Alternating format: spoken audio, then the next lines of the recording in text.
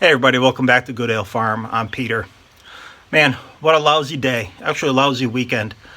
It's raining, it's cold. As you can see, I got a hat on, I got my jacket. It's almost Memorial Day, actually tomorrow. And, normally you'd be thinking it's 60, 70 degrees and sunny. But it's been cold and damp, 40, 50 degrees. Just back from my morning walk. I'm in the garage trying to see what I can do today. It's one of those days where you really have to motivate yourself to get outside and do something. But I have a couple projects that I've been thinking about in my head, and I know I have parts and pieces in the garage. So while I have a moment, I'll figure I'll take a look for them. So thanks for tuning in. We got maybe 2.5 inches of rain. More is due. So I got the sunflowers and vegetables over here. I'm pleasantly surprised that some of the vegetables are actually popping through, the ones that I was going to write off earlier. So I think it's just a matter of heat. I mean, even though this weekend, it's been pretty chilly, anywhere from high 40s to 50s. But last week it was in the 80s. We'll get back there soon. But here's a problem and a tip for everybody. Remember those sunflower seeds I planted? Well, I put it in this bin container. I think there's an old cat litter bin actually. But there's no drainage holes. So what ended up happening, you could see here, ended up basically filling up with water. And I did drill a couple holes in the side to get the most of it out, but unfortunately it's just saturated. And somewhere in there are seedlings that were fledgling. So what I'm going to do is sprinkle some of the potting mix on top of it. Maybe absorb some of it. But I brought it in out of the rain. Hopefully we'll be able to recover some of these items. We'll see. All right. I figure it works for pancake batter, right? When you have too much water in your pancake batter, you just put more mix in until you get it right. So here, I just put a light sprinkling on it and hoping that that will absorb the most of it. Yeah, so one of the projects is to work up some type of irrigation system. And I have a pond in the back, and I figure I'll hook up a pump up to it and do some irrigation. And I got a good length of pipe that I have in the back. And I remember I cut off a piece that looks kind of similar to this size. It's black pipe. This is a rubber fern coat, but this isn't it. But I'm looking for that piece of pipe, and just take a look at what I got here. I mean, what I'm showing you is just a cluster mess of stuff. I really envy those people that have a garage or have a place for everything's nice and orderly. I mean, I generally know where things are, but even when you go to look for it, sometimes the things you thought were in a given place, they're not there. I'm thinking the pipe is somewhere in here, maybe underneath. So I'll take a look there. Probably won't find it. I'll probably have to go out back and cut another piece off before I go to Home Depot to see what size and fittings work. But chances are I won't find it here. And probably 6 months from now, when I'm searching for something like on that far side of the garage in that corner, I'll probably find the piece, and then I'll remember, oh yeah, that's where I put it. Oh well. All right, no luck, but heck, I got more fittings than a wedding party before the wedding. So when the time comes, I'll just have to see what I have and what I need. We'll figure that out. And also good news, found a brand new battery charger buried underneath there. I have another battery charger that I've been using, been just fine, but the second one will be good because I could keep one in the garage here and one out in the barn extension where my mowers are, because that's where I need it most. This one, I don't know, brand new in the box. I'll find a use for it.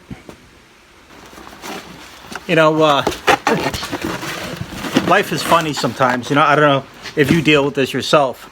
You have a lot of ambition, a lot of good ideas when you're sitting inside on on the sofa or the couch watching television, and you say to yourself, I'm going to wait for the next rainy, cool day, and I'm going to do this project.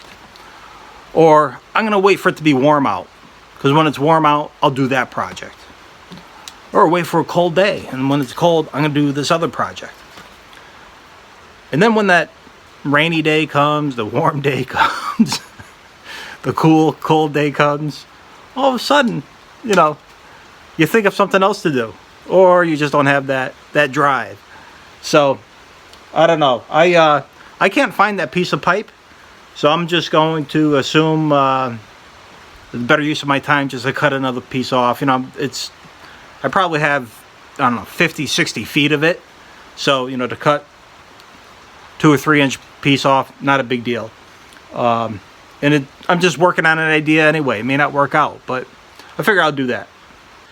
You know, for you old timers like me out there, you remember that bit by that comedian George Carlin about having stuff and getting more stuff and then buying more space so you can store your stuff? I can't help but think of that every time I go to look for something, because I'm one of those people who likes to accumulate stuff. More so, I would say tools and things that you could use around doing work and repair and things of that nature. You know, there's a lot of people like me. When I talk to my friends, you know, we realize that there's probably more stuff we have than we'll ever need. But you never know. There's going to come that day I'm going to need that particular type of pipe fitting or a screw or a fastener.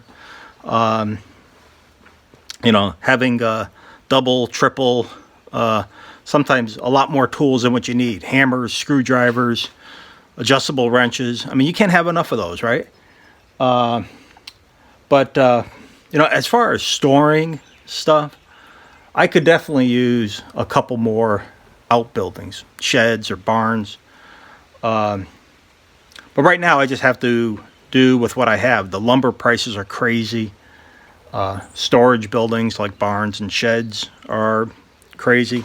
So right now, doing the best I can. I did actually clear out the garage a couple months ago, but no sooner you clear it out, you put more of your stuff in. So anyway, figure I'll share that with you, and those that can relate, give me a thumbs up, huh? I don't know if there's any arborists out there, but here's a dilemma I have. I got this nice little maple tree. It's a sapling that in effect just grew out of on its own. And I was inspired earlier in the spring, and I saw this offshoot branch. You could see it's pretty low, and I thought maybe, you know, this would be able to support itself. But since it leaved out, it just is like, especially now with the rain, it just kind of falls to the side. So it's not a sucker. I mean, it's a legitimate branch coming off the tree, but it's very low, you know. So my dilemma is, do I cut that, or do I maybe support it in some way and hope that it actually grows up? But eventually, I'm thinking long term. You know, picture this tree in another 20 years where this trunk is, you know, a foot wide. This is going to be a crotch in the tree. This is actually going to be a weak point and probably end up falling off and killing the tree anyway. So I think I just kind of talked myself into the fact that I got to lop that sucker off. Not sucker in the literal sense, but lop that branch off. And then that would send more energy, more nutrients really up the trunk into these other branches that come off. So I won't do it today, but figure I'll share that with you. All right, everybody, that's the video for today. It's a dreary day, rainy. I'll probably spend a lot of time inside. Maybe I'll get out. But anyway, I hope you're having a good day, whether it's rainy or sunny. Always just appreciate the fact that you have what you have. So anyway, until next time, take care.